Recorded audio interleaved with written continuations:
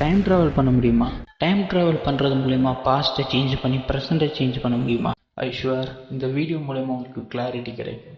உங்கள் கையில் இப்போ ஒரு டைம் ட்ராவல் மிஷின் கிடைக்குது.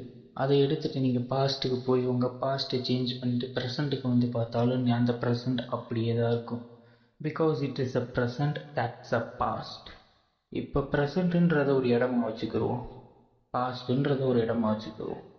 ப்ரெசண்ட்லேருந்து பாஸ்ட்டுக்கு போய் அந்த பாஸ்ட்டை நீங்கள் சேஞ்ச் பண்ணீங்கன்னா அங்கே இன்னொரு இடம் க்ரியேட் ஆகும். அதுதான் பேரல் யூனிவர்ஸ். அப்போ என்ன தான் நடந்திருக்குன்னு கேட்டால், உங்கள் பாஸ்ட்டை ஒரு ரூட்டாக வச்சுக்கோங்க.